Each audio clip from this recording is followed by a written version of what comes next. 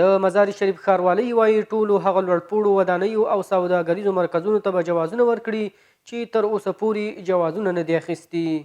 د مزار شریف ښاروال وایي چې د ښار ټولو سیمو مسؤلانو ته لارښوونه کړې چې د هیواد د ملي برنامو د تحقق لپاره مؤثر اقدامات ترسره کړي. هغه زیاته کړه چې کلونه کېږي د ښار په ډیری سیمو کې لوړپوړي ودانۍ او سوداګریز مرکزونه تر اوسه پورې جوازونه نه دي اخیستي چې د پلان سره سم به جوازونه ورکړل شي.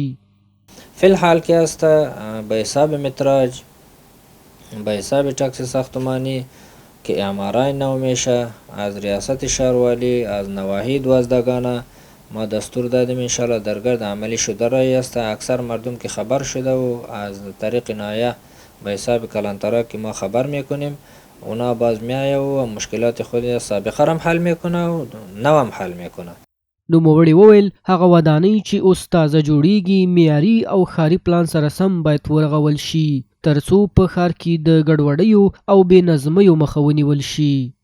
جایی که وزیر اعمار است برایشان گفتیم که پارکینگ باید داشته باشه، به خاطر ازی که از سابق از حکومت سابق دما در شهری تو یک جای نمانده که ما یک پارکینگ داشته باشیم، تو یک جای نمانده که یک ساحه سبز باشه اونجا ما پارکینگ جور کنیم. نه، کلش پارتمان است، تو یک زمینی نداریم که دو ما پارکینگ جور کنیم که مشکلات شهروندای ما دو حل شوه. خود شهروندا میبینه. د مزار شریف ښاروالۍ د شمیرو له مخې شاوخوا 4000 رهایشي سیمې او سوداګریز مرکزونه تر اوسه بې جوازه پاتې.